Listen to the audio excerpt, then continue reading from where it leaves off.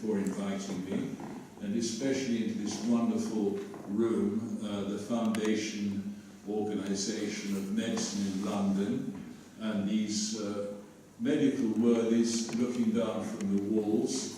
So I will keep returning to a rather medical theme. I have two books by Robert Desnos. This one is like a brick. I don't know how I managed it. My other Desnos book is this one. It's my only children's book. It's called Story Songs, or, if you turn it over, Chants de Fables. It has beautiful illustrations in it. It has 30 little animal poems. Each one appears in both languages, where you can see them together. The poem, though, I'd like to start off with is Desnos, but it's not in either of these two books. This is a medical one. It's called The Cat That Looks Like Nothing at All. And it starts off, Le chat qui ne ressemble à rien, aujourd'hui ne va pas très bien. The cat that looks like nothing at all is feeling lackadaisical. He goes to visit the doctor bloke, who pokes his chest with a stethoscope. Your heart is lackadaisical. It also looks like nothing at all. There's nothing to match it from London to Datchet, from here to Créteil, it's non-pareil. He goes to visit his Mary Jane, who gives him a brain scan on his brain. Your brain is lackadaisical. It also looks like nothing at all. On the surface of the earthly ball, there's nothing to counter this at all. That's why the cat that looks like nothing at all is feeling flat and lackadaisical.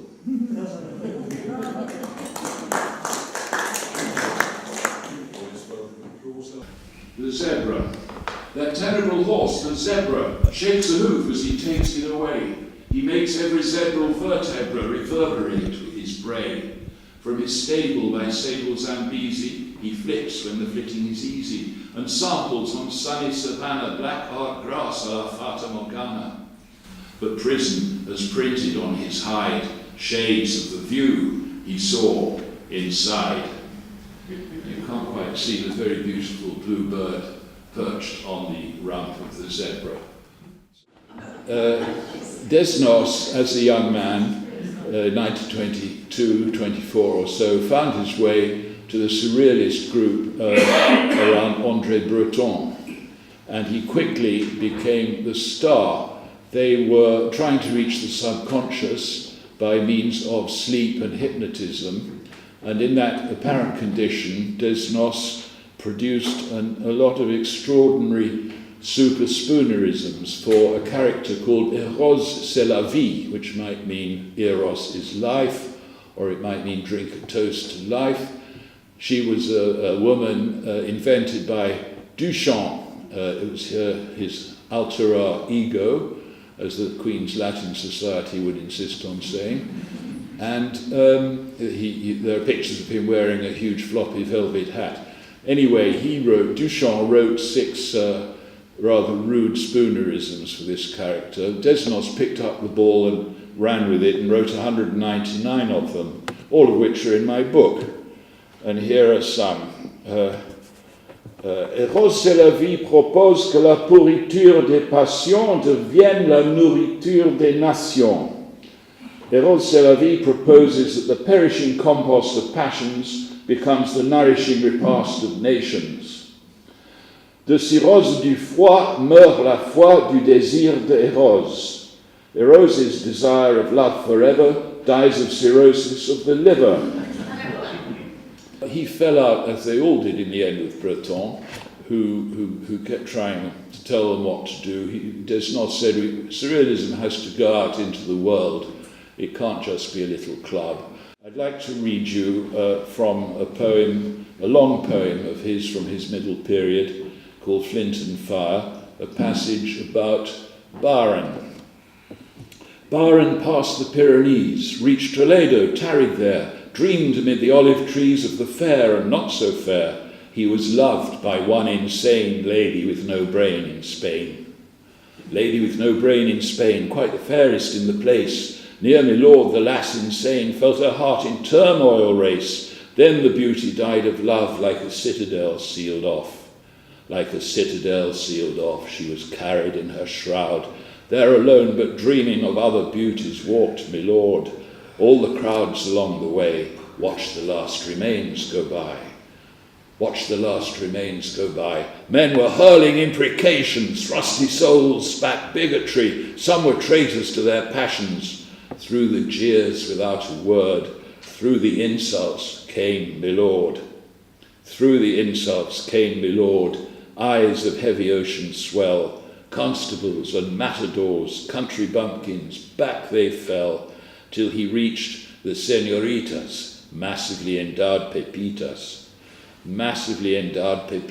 duchesses and ditty-tweeters, raven-headed Romany, lasses all with modest eye. When he reached them up ahead, "Bravo, Toro," the fairest said. "Bravo, Toro," the fairest said. "Here's my body and my soul, here's my love unlimited, hugs and kisses, twists of gold." He was loved by 2 insane ladies with no brain in Spain. I have 3 charming ladies to help us through the evening, and I'd like to call first on my very good friend Cornelia Osborne to come up and to be here, please, and read in German for us. Cornelia is a professor emerita at Roehampton, and she it was who helped me translate German. The first translations I did in modern times were with her. She also gave me a book of the poems of Ricarda Huch. This is a very distinguished German writer who had a very long life. She was mainly novelist, essayist, historian, but also a poet, but a very traditional poet. And so I'm coming back more or less to the medical theme with her poem which begins, "Nicht alle Schmerzen." Okay, Ricarda Huch. Nicht alle Schmerzen sind heilbar, denn manche schleichen sich tiefer und tiefer ins Herz hinein. Und während Tage und Jahre verstreichen, werden sie Stein. Du sprichst und lachst, wie wenn nichts wäre. Sie scheinen zerronnen wie Schaum, doch du spürst ihre lastende Schwere bis in den Traum. Der Frühling kommt wieder mit Wärme und Helle, die Welt wird ein Blütenmeer, aber in meinem Herzen ist eine Stelle, da blüht nichts mehr. Thank you.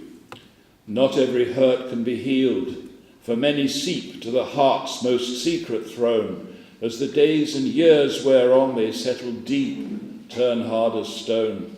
You talk and laugh as if it were not so, they seem like a froth dispersed, and yet your dreams are burdened down and show that trace accursed. Spring comes, warm breeze and smiling face, the world is a flowery sea, but ever in my heart there is a place no bloom can be.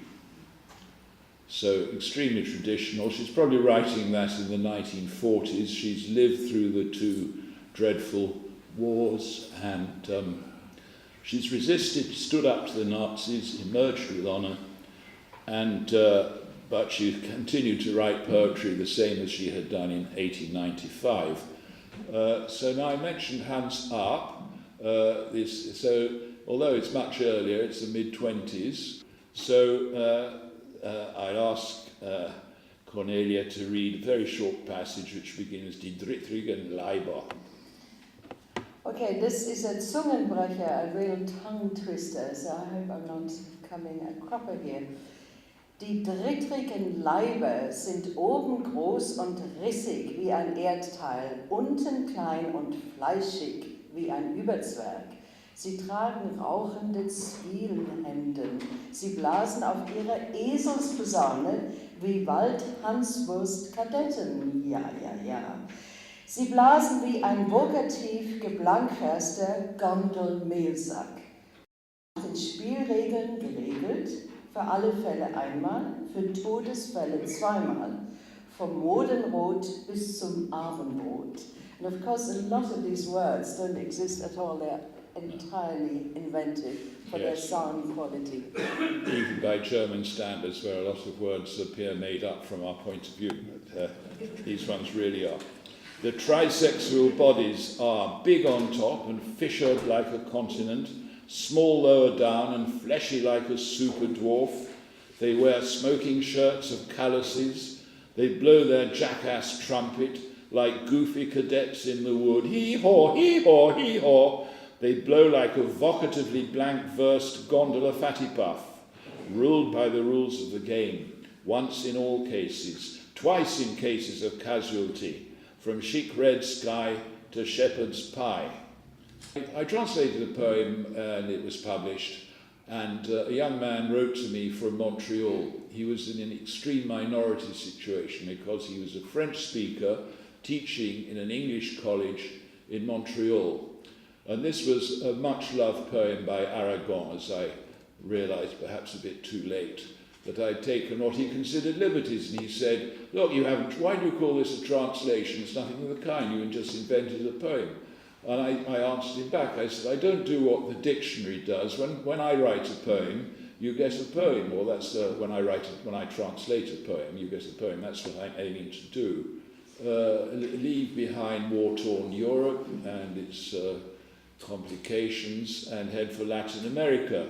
And I'm delighted to call Isabel Bermudez to come and help us. Thank you. Isabel was born in Colombia, and she is a poet whose work, which is written mostly in English, is often being shortlisted or commended, and she's a language tutor in French, Spanish, and English. And I'd also like to introduce to you the great Mexican writer Alfonso Reyes. I will eventually have a book of his, but I'm not finished with him yet. Reyes his dates are 1889 to 1959. He's extraordinarily prolific and versatile. His prose volumes take up that much, and he's done 2 volumes, I think, of verse, one of which is translating much of the Iliad into rhyming couplets, and the other is an incredible variety of poems in all kinds of metres or none. But he is, above all, an extremely skillful and brilliant versifier. It is a challenge which I like to think I can rise to. Now this poem, which again is a medical theme, it's written to his friend Enrique González Martínez, doctor, poet, surgeon, diplomat, as Reyes himself was, and as Octavio Paz was. Paz, who you will have heard of, said, "The love of Reyes for language, for its problems and mysteries, is something more than an example. It is a miracle." A.E.G.M. en sus 50 años de médico. Poeta, médico y poco de lo que habla la opinión, pues Demócrito y Platón sienten que el poeta es loco. El poeta está en el foco, en la penumbra, el galeno. Muy bueno, 2 veces bueno, si la traca por igual del cuerpo remedia el mal y del ánimo el veneno. Again, it's a bit of a tongue twister. To E.G.M., 50 years a doctor, poet, doctor, and no way that which people think and say. Democritus and Plato said every poet's off his head. Here's the poet on parade, doctor shyly in the shade. All is well, and doubly well, if his remedies control, heal the body's hurt, and heal, too, the poison of the soul, which I hope poetry does. And now we come on to an incredibly ingenious poem of his, which is an acrostic, so you're reading down the initial letter of each line, which reads, to Margarita Ulloa Elias, who is a young girl in Peru, quite a long way away. So in the Spanish it's a Margarita Ulloa Elias, and in the English it's to Margarita Ulloa Elias. And we're dealing with very short lines and a lot of rhymes. Décimas en acróstico. para una niña peruana. Aunque muy de tierras lejas, Margarita, quiero aquí aconsejarme de ti, revelándote mis quejas. Ganarás si así me dejas aprovechar la distancia, rimas que en su consonancia imiten mi voluntad, terca en la dificultad, atrevida en la constancia. Una niña del Perú, locos afanes traía, lo que la niña podía, ojalá lo entiendas tú, acabar un verso en U, enmendar, cerrando un ojo, los pies de un poeta cojo, imponerle, en fin, con tretas, acrósticas por muletas. ¿Sabes si logró su antojo? Acrostic for a Peruvian child to Margarita Ulloa Elias. Though I'm absolutely an out of your area man, Margarita, I pursue a conference with you, revealing my hesitancies, giving, if I apply absence profitably, rhymes whose assonances imitate my aspiring, tough, tricky, and tarring, audaciously loyal to you. Unusual wishes of this lass far away in Peru. Look at her caprices, odd and well known to you. A line that ends in you. Emending with one eye shut, she's lightened a poet's flat feet, imposing on him, how neat, acrostics as his crutches. So I wonder, will this do? Thank you very much, Isabel, for now. I'd like to move on to my Shakespeare book and ask Janice Wendell to come up, please, to read. And Janice is the publisher of my Shakespeare book, which I can't reach. There's one there. Thank you. Thank you. It is my Shakespeare book now. It's called Loving by Will. And Janice is not only the excellent publisher, but she's also the excellent watercolourist who has done this magnificent portrait of our national bard. The thing about this book, you may see a sign here, a no entry sign for the letter E. That's because I've rewritten all his 154 sonnets without using the letter E. And they've come out a lot easier to understand, and my view is that most of us only know about 5 or 6 of the sonnets, and they don't get to find the extraordinary story of Shakespeare's love life, the absolutely tumultuous ups and downs and deceits, denials, betrayals, all the rest of it. So Janice will read Shakespeare's own words, and I will read my words. Sonnet 118. Like as to make our appetites more keen, with eager compounds we our palate urge, as to prevent our maladies unseen, we sicken to shun sickness when we purge. Even so, being full of your ne'er cloying sweetness, to bitter sauces did I frame my feeding, and, sick of welfare, found a kind of meetness to be diseased ere that there was true needing. Thus, policy in love, to anticipate the ills that were not, grew to faults assured, and brought to medicine a healthful state, which, rank of goodness, would by ill be cured. But thence I learned, find yet the lesson true, drugs poisoned him that fell so sick of you. So my title, I put titles on all these, again not using the letter E. What is this about not using the E? Well, it's a habit I picked up from a French group called Oulipo, which stands for Ouvroir de Littérature Potentielle, and it's one of their very numerous tricks. There's an entire book, a novel without the letter E by Perret called La Disparition, which is translated into English as a void, again without the letter E. So again, not a totally exact translation. They're both very amusing to read. And I caught the bug. I started doing these sonnets. When I got to about number 30, I thought, you're being a nerd. But then I realised that, and I really believe that my versions are much easier, as well as being a lot of fun, are much easier to understand than his, because of course he is using very antique language, and he's an extremely convoluted thinker. And why not? Because he's Shakespeare. All right, so this one I've titled, I took a bit of tasty stuff, but just as to polish up his lust for food, a man may goad his buds with spicy stuff, or to thwart malady and stay in good condition, go down sick by purging tough.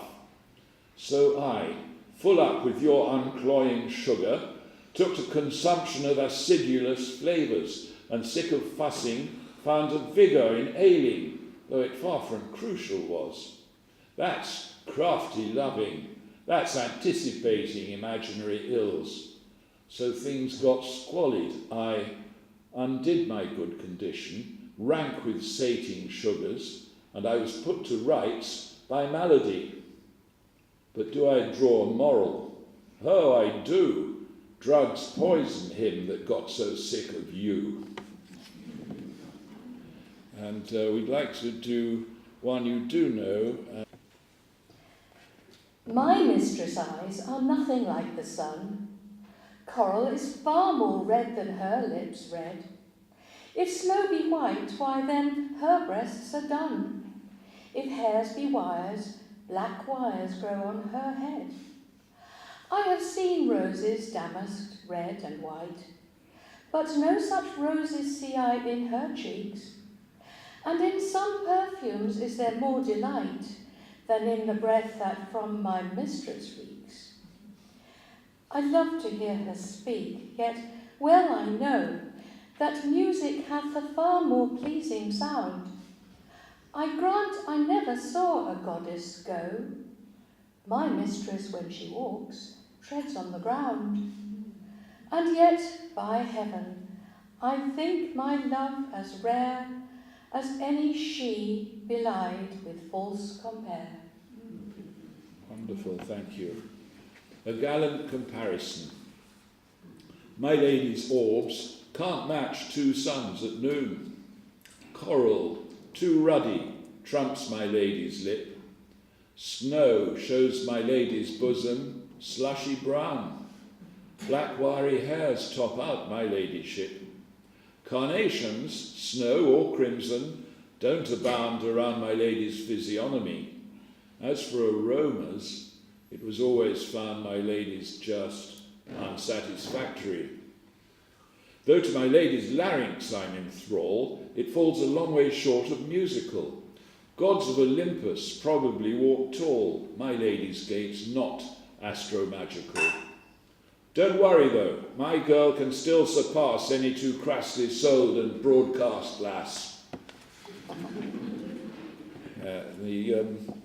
What I find, if you don't, the thing about rhyming in English, it's not easy compared to Spanish or, thank you Janice, very much. Yes.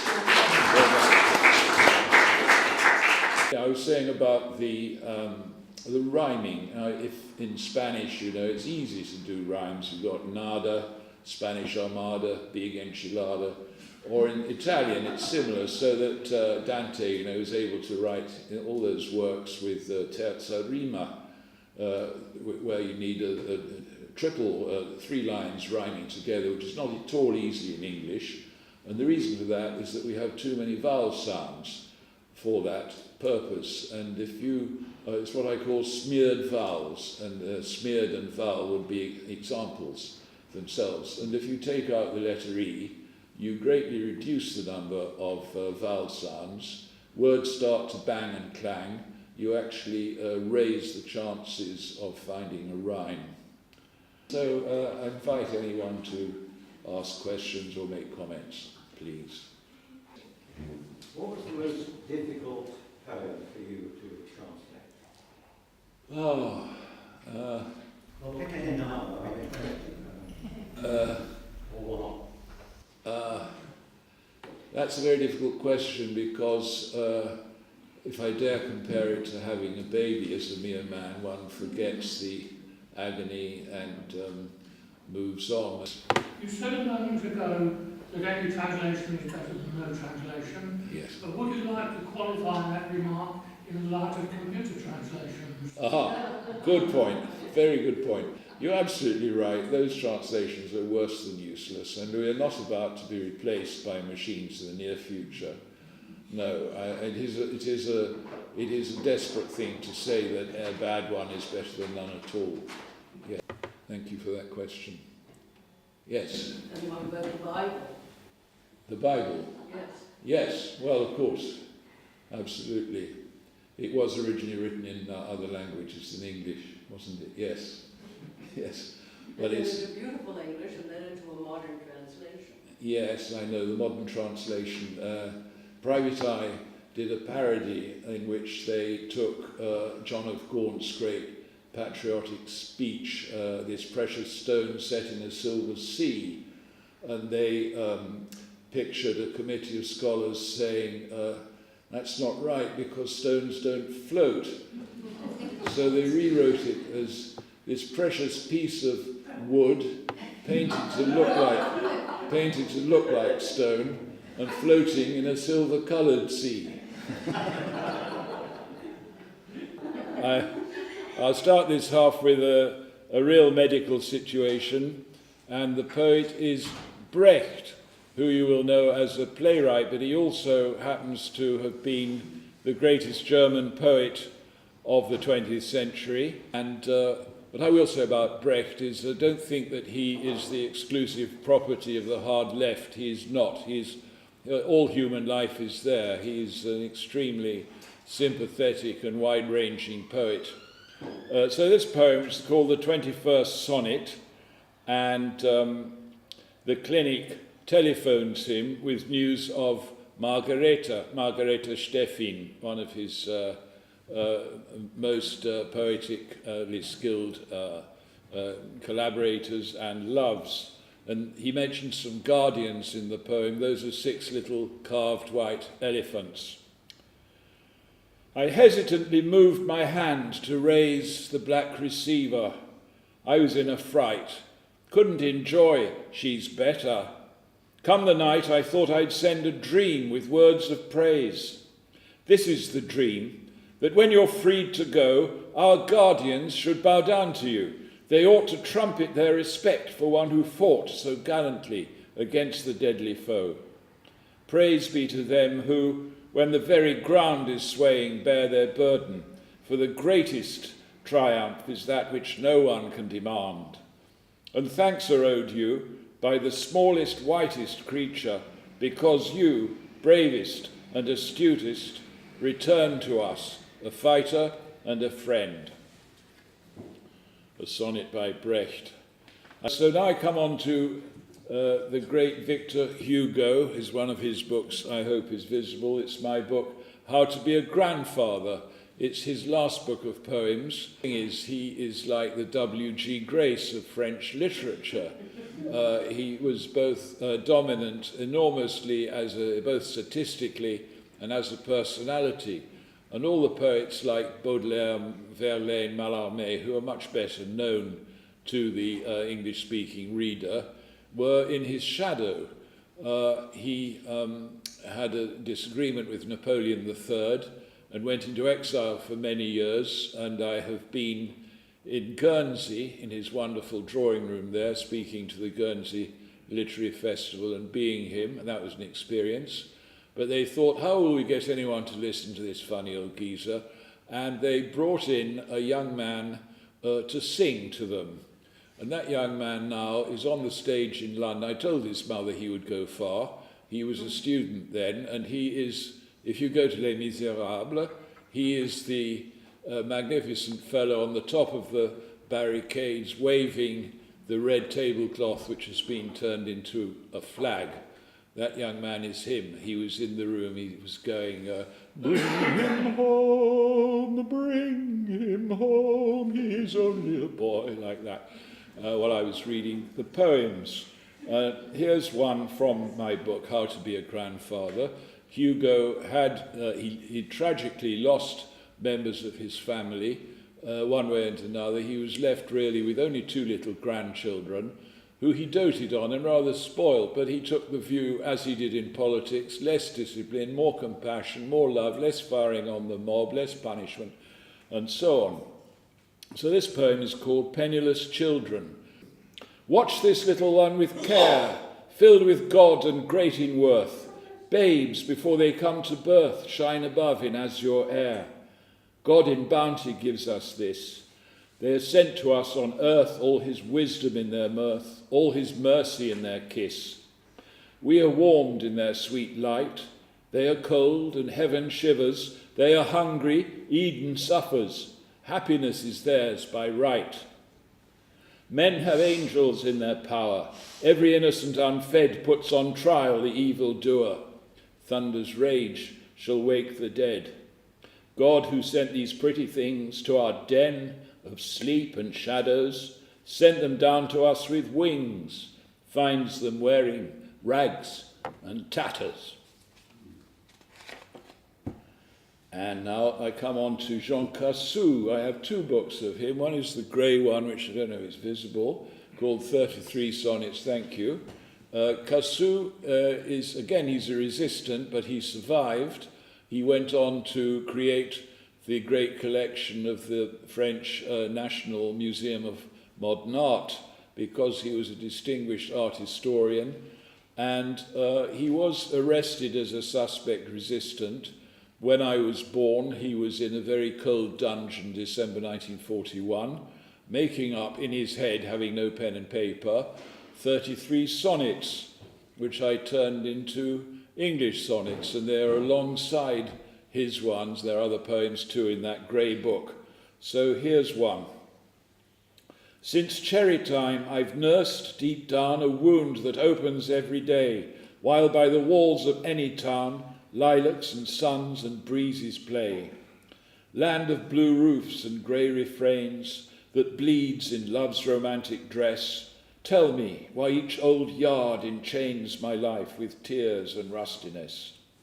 I teach the pixies on my way all about Smike and little Nell.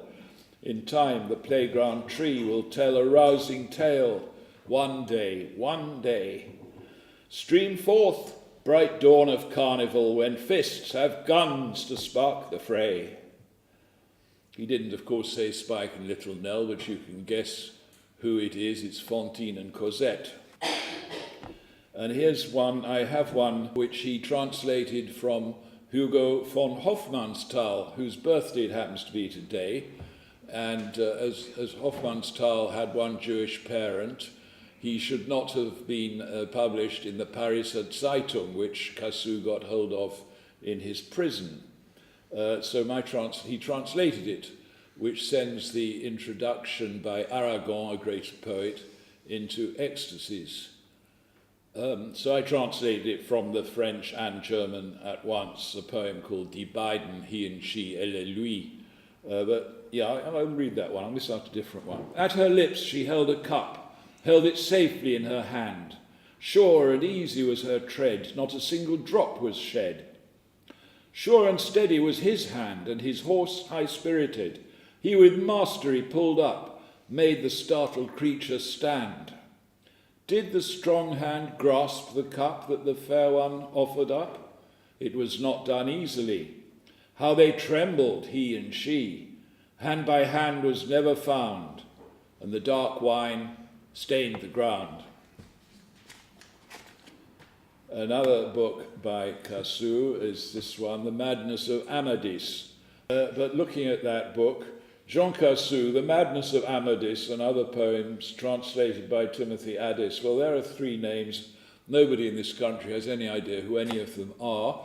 So, of course, it doesn't work in a bookshop. I persuaded a bookseller in a very good shop to put it in the window. He was reluctant, but when he did, it was between Harry Potter and that very high-voiced man who commented on motor races. So, of course, it didn't sell at all, especially as I'd already given a free copy to everyone in that town that I knew. Amadis, Prince of Gaul, a legendary figure, it's a Spanish romance, and it is the kind of thing Don Quixote used to read with the typically with well-known unsuitable results. And it's rambling, there are knights on quests and ladies and so forth. And when the conquistadors in Mexico came between the volcanoes and they saw Tenochtitlan, which became Mexico City, which was bigger than any city in Europe at the time, more splendid, they said, this is something out of Amadis. And the word California also comes from Amadis. But in the case of Cassou, he suffered two grievous setbacks. He was left at the liberation of Toulouse in a rather freak situation and was in a coma for many months. And then he disagreed with his communist colleagues. Over 30% of French voted communist in those days. He disagreed about Yugoslavia quitting from the Comecon under Tito. He supported Tito, so they all vilified him for that. So he went through a difficult time. So Amadis, in his version, withdraws he has a quiet time. He sets aside his princely responsibilities and goes into desolate places, talks to the shepherds, and eventually goes back to his lady and his palace. I'll just read the first verse and see if you can spot the two deliberate mistakes. And there are 5 lines in the verse, so I have to produce one triple rhyme and one double rhyme. Amadis au tréfonds des forêts fait retraite. À sa jument qui pleure, il a donné congé, baisant un dernier coup l'étoile de sa tête. Puis le col courbé sous sa crinière flammée, elle s'est départie blanche vers d'autres quêtes. He withdraws to the wildwood the night Amadis. He sets free for a season his weeping white mare. On the star of her forehead he plants a last kiss. Then she arches her neck with its flame crest of hair, and she canters away on adventures not his. Anyone know enough about horses to spot the two deliberate mistakes, which show us that it's a fantasy situation, if you like? No, horses do not weep, and white horses do not have a star on their forehead. Okay, but now I'd like to ask Isabel to come back and help me to read some Spanish. This is my book from the Great Plains of Venezuela. I'll tell you what's happening in here. This is a rapid rhyming duel between the local champion, the singing poets. He's against the devil, so you can see who's going to win that. And you can hear it on YouTube. If you look in Spanish, Florentino y el Diablo, you get wonderful folk singers with their very high voices. The devil is the shrill, aggressive one. There are musicians in the background going diddly-diddy-dida, diddly-diddy, and they're singing, "Ay, contésteme esta pregunta." That's what the devil says here. Answer me this question. And Florentino is more relaxed, just keeps batting him away, go out here all night. There are wonderful birds and trees and the whole life. These are ranch hands. They're working, they're in the fields, they do cattle, so they know all there is to know about cattle and horses. Isabel and I would like to read you a passage, and she will read in Spanish. It starts with 4 lines of the devil, and in this passage, the devil, in the game, you're allowed to suddenly switch the rhyme, and you keep on insulting and needling at the other player and boasting and try to make them shut up, and you can suddenly switch the rhyme. So it's playing for high stakes, and the devil suddenly introduces a rather difficult rhyme, ajo, which gets us into some rather abstruse places. So let's take it on now. Siguiendo el trazo del humo que como azogue lo trajo, le salgo por otro rumbo a ver si topa el atajo. I swerve with the smoke like tinsel of tinning. I take a new track. Can you go where I'm turning? Now, sirs, you will see. A ver si topa el atajo. Si registró el clarinete, no me toque el contrabajo, sino me suena esos platillos como careta en cascajo, que todo renglón no es verso, ni rima con conchas de ajo, ni el secreto de repique es brindarse del badajo. El arte es hasta en el cielo, disciplina sin relajo. Si un arcángel desafina y el director se distrajo. This is Florentino, he says. Can you go where I'm turning? If you chose clarinet, sir, don't give me bassooning. Don't clank your brass platters like an ox cart's rough running. Some rhymes are not coming when garlic needs skinning. Bell clappers aren't happy when ringers hang clowning. Art, even in heaven, is all disciplining. Archangels sing flat when conductors gone swanning. And the devil.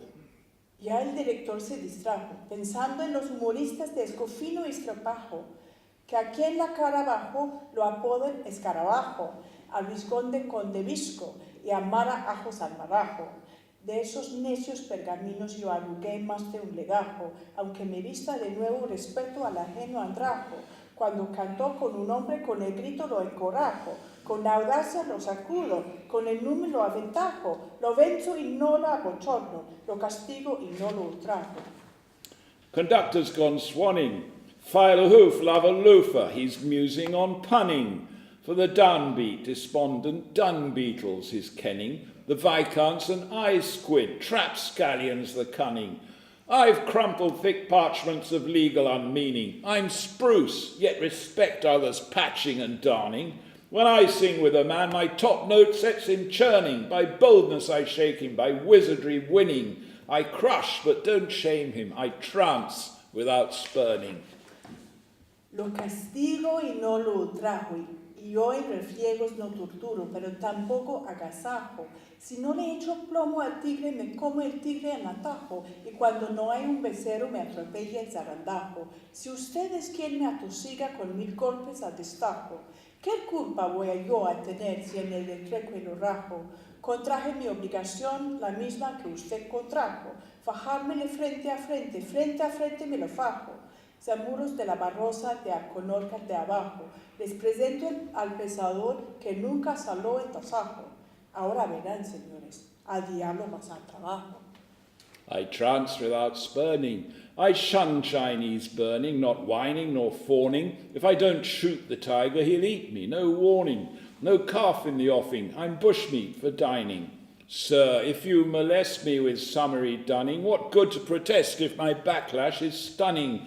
I signed on the line the same as you're signing, to tussle head on I'm sustaining. Black vultures of Claymar, of Corkwood's deep downing, meet the cheat, the purveyor of brief that wants brining. Now, sirs, you shall see the evil one straining.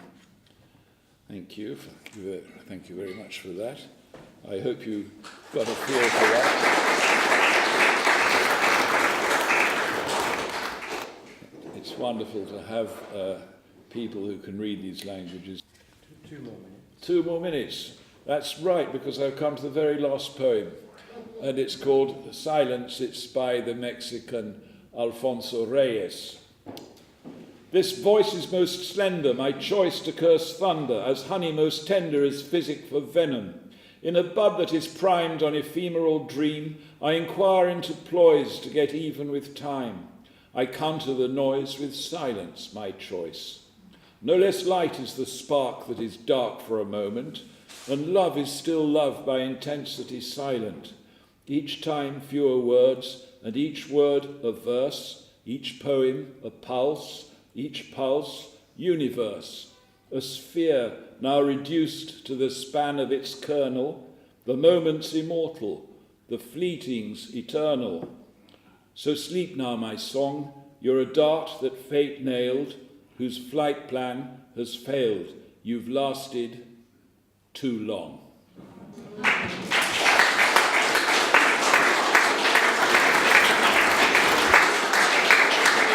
Thank you, it's been a very great pleasure. Thank you, Queen's English Society, and my colleagues, and to everybody.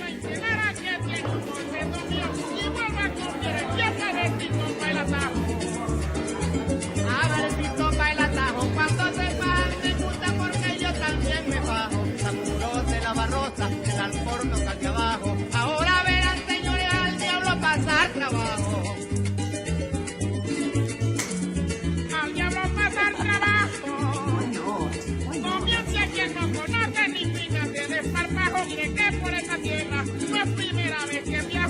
sí saben los señores que cuando la punta encajó, al mismo limón chiquito me lo chupo gajo a gajo.